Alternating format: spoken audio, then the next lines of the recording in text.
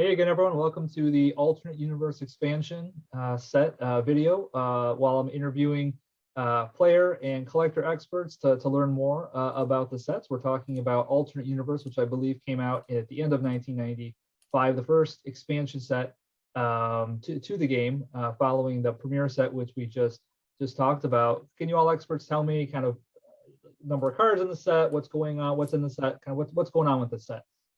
Absolutely. So alternate universe is a 121 card expansion set. It has 40 commons, 40 uncommons, 40 rares, and one ultra rare, the very first introduction of the ultra rare concept into the Star Trek CCG. For alternate universe, that's the Future Enterprise. Like the premiere set, it was printed on 121 card sheets. So that meant that the rares were on, there were rares on 120 of the spots, and the Future Enterprise was one slot on that set. And then there was one copy of Ophidian Cane, which is one of the rares, in the uncommon sheet to make the 121. And there was one extra copy of AU Door, alternate universe Door, on the common sheet, making 4 for every 3 of every other card. As a collector, it definitely was the first expansion set that you saw people digging in at you started to see more people digging in the box level, trying to find the Future Enterprise, because it is only 1 per 4 boxes. Whereas most of your other cards, where you could get 2/3 of a set, you could get 2/3 of a set from a box. You would needed up to 4 boxes to find your AU, or you find your Future Enterprise. This set also, from a collecting perspective, had a problem of distribution. Decipher had chosen to make almost no personnel or ships, common or uncommon, and so your opening experience as a collector or as a player was very much interrupt and event heavy, some of which you really only needed 1 or 2 in a deck ever, and you would have dozens or even hundreds of before you got to your Future Enterprise. It was certainly my qualitative experience. I opened a few of these packs, and I distinctly remember, like, where are all the personnel and where are all the ships in these packs? Yeah. A number of the cards from the Warp Pack actually show up as commons in this as well. This is where you see your neutral outpost and your yellow alert come back. Your counter Amanda comes back as well. And Montgomery Scott, I believe, is yes, in the set now too. Is that right? All in black border form. Right, correct. Right. And this is the first black border expansion. What else? What did the set do? What's unique to the set from a gameplay or other collecting perspective? Well, the set introduces the first new card type. In addition to the original 9, we now have the doorway, the alternate universe doorway, which you seeded in the seed phase, because now we have versions of characters that are from either the future or an alternate universe, or in the case of Major Rakal, in a very weird situation, and probably doesn't actually justify the little red swirl they got. But there is this mechanic, the alternate universe door, that you have to seed in order to play these versions of, for example, Governor Worf from the future, or Commander Tomalak from a different scenario. And there is also another doorway card that is really interesting, and that's the Davidian Door, which is incredibly weird for a player, because basically what the card allows a player to do is do something without actually having anything to show your opponent that you're allowed to do that. You can report a personnel and then say, yes, but I only have to show you the card on the next turn. So that's really weird if you look at that card. And it was actually for a long time the common way to concede a game, that you would simply call Davidian Door without actually having a Davidian Door, and that will mean you concede the game because you can't show it. If that sounds weird, it was weird. And they have actually, in the virtual card era, they cleared this up, that the Davidian Door is now actually something that you seed on table first, so people can see it, that you have this ability. Otherwise, you really had to tell your opponent, well, I'm allowed to do this, trust me. I'm your friend. Hold on for a sec, Johannes. So you're saying that it was a kind of funny way to concede. Did it go the other way? Did this actually win people games? to be able to say Dividian Door, do something, and win before. It's a powerful ability. You report a personal that you could normally report and just say Dividian Door, meaning next turn I'm going to show you this powerful door. I'm reporting this personal from the future, and I'm going to show you the justification next turn. And so this is sometimes something that people did, that they just said Dividian Door when they know the game is lost, and then next turn they don't actually have a Dividian Door, so the game is lost right there. This was kind of a stylish way to concede. Did anybody actually win though by doing this? Was this like a comment like, oh, I need one more person just to win this game right now? I'm sure there were situations where you had this. I think the rule at the time was that you still have to show that door if you win the game at that point. So yes, and there were a couple of other cards that when I was going over the list that I thought, oh yes, that was a thing. For example, there's an interrupt called Destroy Radioactive Garbage Cow. The Garbage Cow is a dilemma from the Premier set that, where present, makes you unable to attempt that mission. So this was sometimes done to pollute the space line, and with Destroy Radioactive Garbage Cow, you now had a way to get rid of that thing. And of course, players are very creative. They then used this card offensively. They would seed garbage cows themselves and then actively pull them to where their opponent is, blow this cow up, so it blows up their opponent's forces as well. So that's still something that is done in sealed games quite a lot. And I think the most interesting addition here is the cryosatellite artifact that allows you to seed an additional artifact at a space mission, which was not possible before. You only could seed artifacts at planet missions, and then also 3 alternate universe personnel. So this is something that people did to pick a mission that they want to complete first, and then they know, I will get Governor Worf there, I will get LaCanta there, I will get some other personnel there, and then I can use them to have all the classifications that I need to use a kernel and nice cost and triple the attributes of my ship and so on. So that enables some really interesting combo strategies there. And there was something else. Yeah, if I remember correctly, Major Rakal was the first dual affiliation personnel together with another character in that set. So she was Romulan and Federation, and you could switch affiliations when you wanted. And back then, if I have my facts right, the rule was that you could only seed an outpost for each of your affiliations, and non-aligned did not count as an affiliation back then. So a Federation deck could only seed one Federation outpost. But now that you had those dual affiliation personnel, you could actually have somebody who is Romulan in your deck, allowing you to play a second outpost, and then they would use the neutral outpost that Dan had mentioned. So you have 2 reporting locations on the space line, give you a bit more flexibility to hide from your opponent or to attack them from more locations. It's interesting you mentioned the dual affiliation, because when I got back in the game and saw later sets, I just was like amazed by how many dual affiliation characters there were, and I didn't know that they started in this set. And let's clarify: there's dual affiliation and there's dual affiliation. So the dual affiliation we have here for Stefan, I think it is, and for Major Rakal, there's only one Decipher printed version of each. Whereas in the later sets, you'll have dual affiliations where there is, say, a Federation and a non-aligned version of the same card, just changed color, things like that. So this may introduce dual affiliation, but it doesn't introduce the dual affiliation that we'll come to down the road. Yes, it wasn't dual affiliation printing back then. Yeah. So I also maybe jumping ahead, but now are those cards playing in from a player's perspective? Are they identical that you could use either copy of that? Okay, interesting. But it's very not the same for a collector's perspective. Exactly. From a collector's perspective, you probably are going to want both, right? Okay, fair enough. Right. And I believe there was also a Tasha Yar alternate introduction with this. So there's a mechanic that will come in later sets called download. And although that mechanic doesn't exist in the same form, the download action comes with a triangle in the skill box as opposed to the circle that denotes a normal skill. In this expansion, we see a circle, but with text that explains that the Tasha Yar alternate car can effectively download a piece of equipment to their location. So it's the first introduction, not of the download mechanic per se, but of the ability to do that, which will become far more common in future sets. The download concept. Yes. So a few concepts started here, even though they were kind of really fleshed out differently.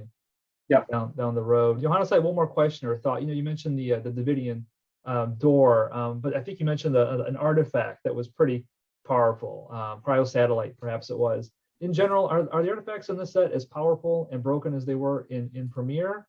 Is there a power differential or gap? They do different things. So the cryosatellite is still a powerful card. It's still used in tournament play these days because it allows you to assemble combo pieces. Date has had, I've seen it used in games, but it's not something that breaks the game on its own. And the Iconian Gateway is also a little weird thing that you can use. Of course, you can play decks around it, but it's not something on the same power level as, let's say, the Curler Niskos or the Horgan. The Horgan was probably the biggest offender. Yeah, I use the Horgan in my deck for sure. Dan, also you mentioned the Ophidian Cane is on the uncommon sheet. That rare, is that right? I just had the qualitative experience of getting a lot more artifacts in this set in the few packs I bought, and I kind of remember being disappointed that I didn't really find them as powerful. So certainly that's kind of consistent with qualitatively what I remember back then. If I remember right, there's 7 artifacts in this set. It's either 6 or 7. And so that's almost 3 times as many relative to the number of rares. Right. The ratio there is bigger, yeah. Yeah, I think one of the strong artifacts is the Resurrection Flute because it could give you a lot of bonus points. So there were dedicated decks that brought a lot of music personnel into play and then scored a lot of bonus points. I think the only one we haven't mentioned yet is Samuel Clemens's Pocket Watch, which is really weird with its timing thing. There are some interesting things that you can do, but that's not something a casual player would probably bother with. Tom, did you have more from a collector perspective? Okay, so for this expansion, Decipher had not yet learned its lesson about rare missions. We have a 20% chance of pulling a rare mission during this set. There are approximately 12% chance of getting what you might consider an above average card during this pull. When it comes to what you want to pull, I think everyone knows at this point that the Future Enterprise would be the dream card. The second most valuable card in the set would be the USS Enterprise C, which does have an interesting mechanic as regards entering play. This is a ship that can enter play damaged at various locations.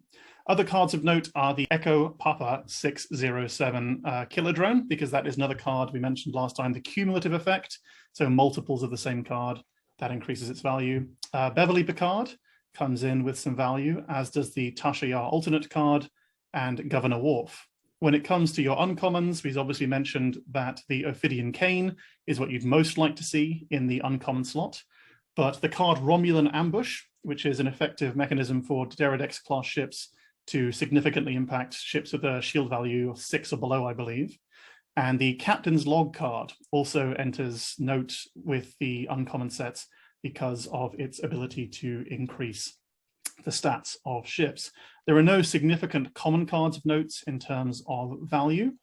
Also, as we mentioned at the beginning, the ones I would probably not want to see would of course be missions, but I've also pulled far too many. The interrupts in this set aren't particularly exciting. So that would be Seize Wesley. Seize Wesley is a card. We're still dealing in a time where there were many cards that specifically referenced individual other cards. And this is something that changes in the later eras of Decipher when they switch more to referencing lore. But at this time, that was a card that has a reference to just one card. And the Vorgon Raiders, I believe, did not have particular value either. Let's take a look here. Interesting. All these packs look pretty similar. This pack looks very similar to that to the limited or the premiere version. Well, mostly blue. Doesn't look too different.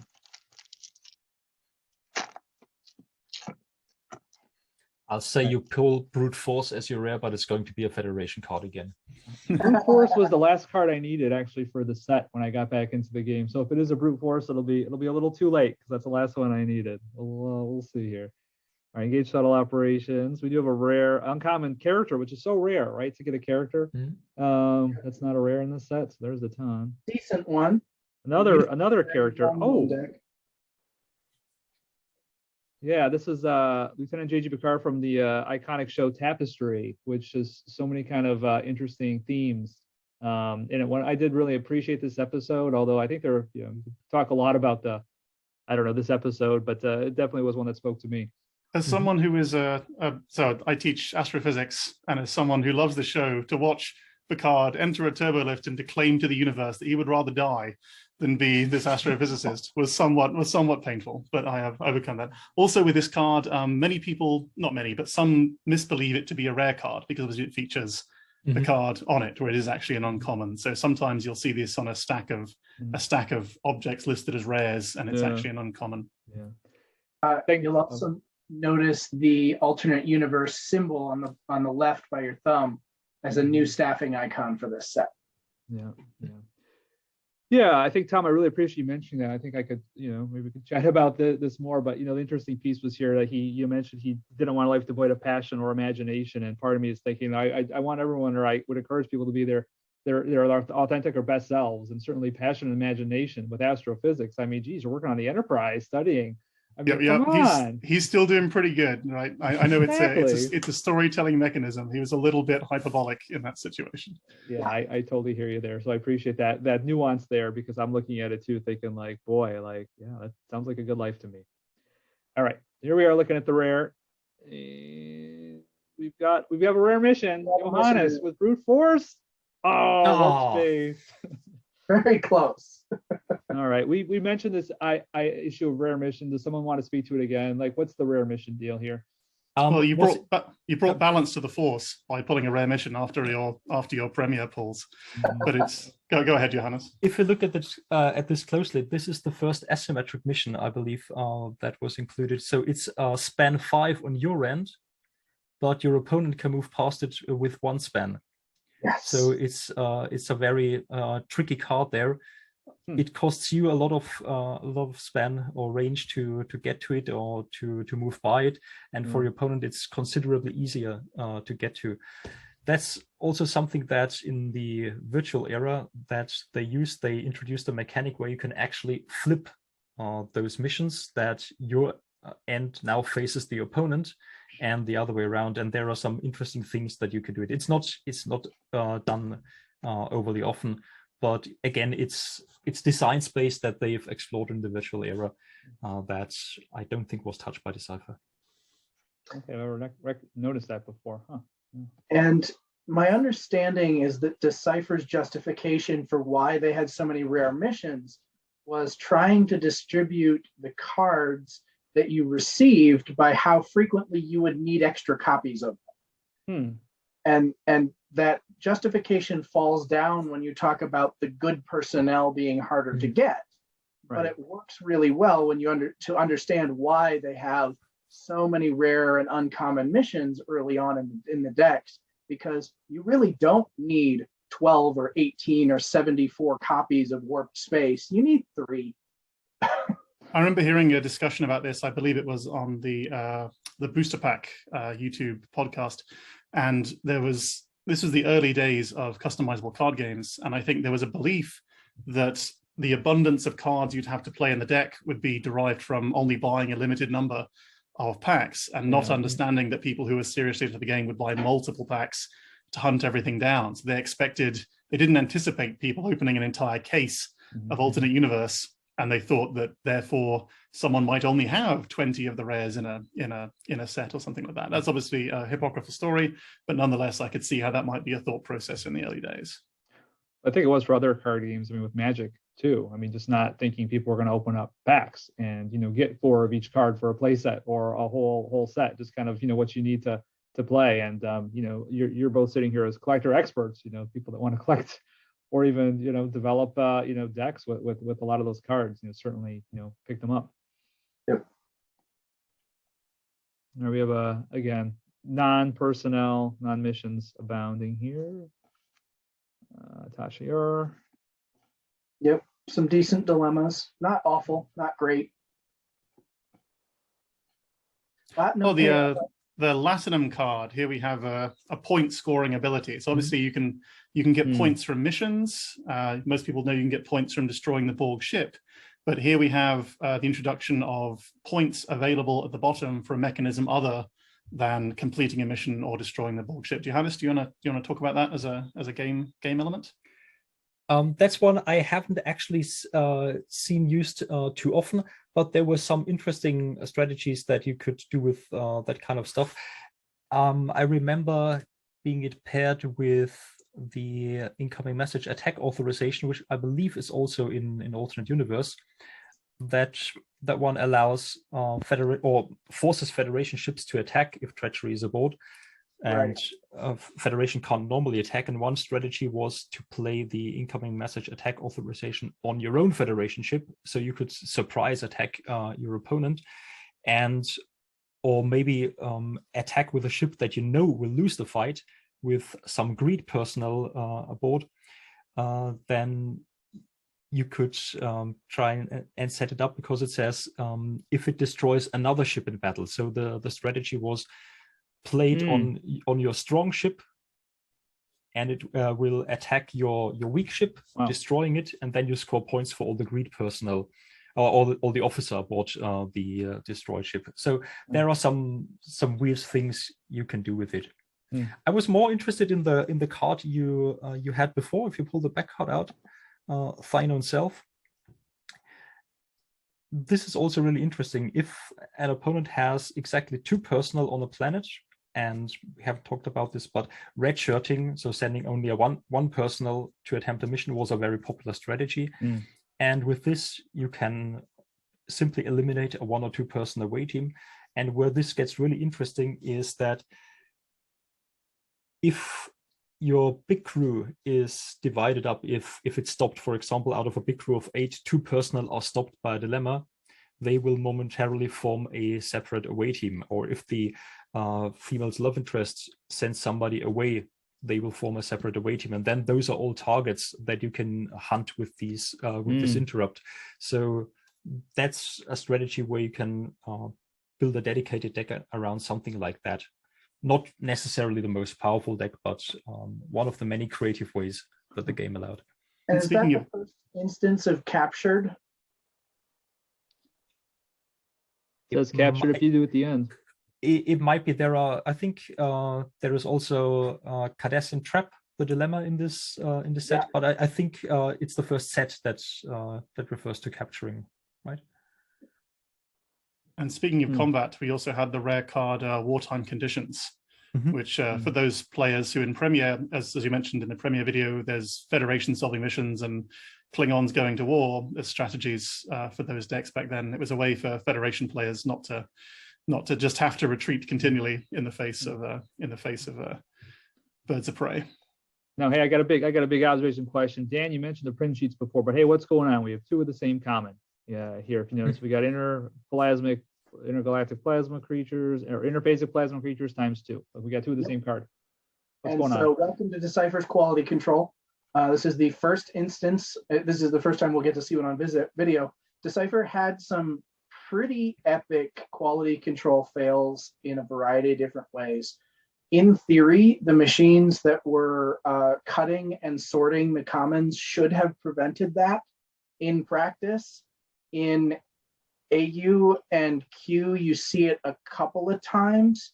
In some of the later sets, you're actually going to see it much more commonly, because they had commons before and after the rare, and they would come from different points in the card queue. So you could see the same 3 cards twice in packs. Okay. Any chance we can see 2 rares in a pack this early in the printing? Yes. In this set, you could technically see 2 rares by having an Ophidian Cane in the uncommon slot. Yeah.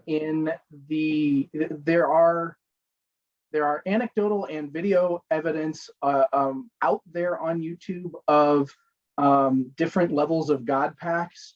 I can't remember what expansion set it's from, but I have seen a video of 11 rares in one pack, where there were no commons and no uncommons. They just got all rares. Wow. And I've got videos of a box of motion pictures that had no rares. You had a box Of There was motion an entire pictures. box that someone in our Facebook group opened that had no rares. I remember that. Yeah. And that is from Decipher's end, or is that been Yeah, because potentially it was tampered still with? sealed from Decipher. It was just something at the printer Mhm. where the rare wasn't fed into the slot. Wow. Okay. So we have the possibility of a God pack, and we have a possibility of getting no rares in some of the packs that we open. That sounds kind of terrifying, but a little bit exciting. Okay. And to be fair, the percentages of that are extremely small, and it's now more in the YouTube era, or the era of easily uploaded video, that you get something other than anecdote that you can trust because you can see it happen. The way I overcame getting multiple commons or uncommons in the same pack was to just open so many packs that it statistically averages out, and it was no longer an issue. But speaking of opening packs, I think for this expansion being the first introduction of the ultra rare, I think I'll share with you my future enterprise story. So as a collector, I was doing my best to build a collection from sealed packs where I could. I couldn't do that for all expansions because of cost, but I could do with alternate universe sealed expansions. I bought a couple of boxes. I filled out most of the slots, but I did not have an ultra rare. I did not have a future enterprise, nor did I ever pull one when I was originally opening packs. So I purchased one, and it arrived, and it was in perfect mint condition, and I slotted it nicely into a sleeve and into my 9-pocket page, and there it sat. But in my mind, I knew that it wasn't my future enterprise. I knew that it was one that I'd acquired somewhere else. So I went and I purchased a case, and for those, a case is 6 boxes of cards, because as Dan mentioned, statistically, one needs 4 boxes to get one of these ultra rare cards. And I set about one evening, opening pack after pack after pack, and box 1 fell by the wayside, 2, 3, 4, 5, nothing. And I got to box 6, and it was literally, I know it sounds like a cliche, but it took me down to the very last pack. And I had indeed abandoned hope at that point of getting it. But my last pack in this case of 6 boxes was my future enterprise, which was dutifully then placed in the collection, and then I could trade or sell the one that I'd purchased, which wasn't really mine to begin with. So there's a note: as a collector, that's something that's important to me. I would rather have, a card with a defect that I pulled than a flawless card that I'd acquired from the outside. Obviously, I've not been able to do that with everything, but it frustrated me before I did it, but now I'm very happy to have my future enterprise sitting in a sleeve. Does anyone else have a future enterprise incident?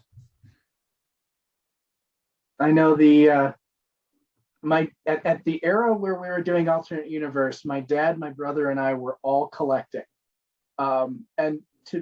My dad was absolutely collecting to supplement the budget of his 2 not yet, teenage sons.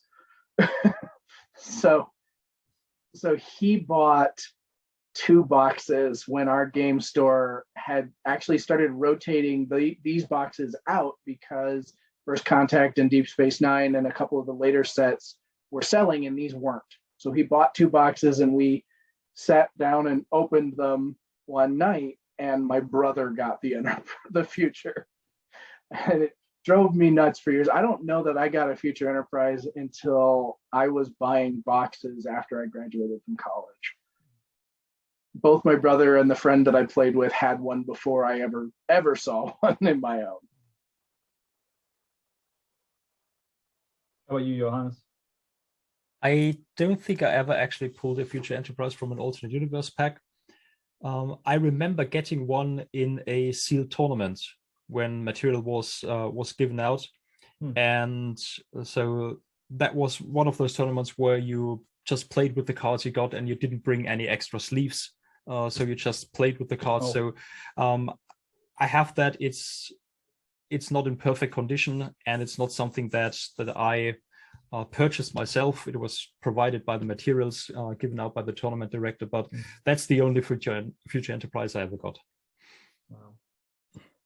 Actually, I think my best future opening, I got one in a Reflections pack. I got the AU future in a Reflections pack, and that was exciting. Well, we didn't open one today, but it was nice, again, going down memory lane with interviewing you experts. So I'll look forward to our next set. We can keep on going, and as Dan, you mentioned, we might have the possibility of opening up a future enterprise in a Reflections pack. So hope is not lost that maybe we'll get one of these yet. But thank you all for watching. Let's move on to our next set. Sounds great.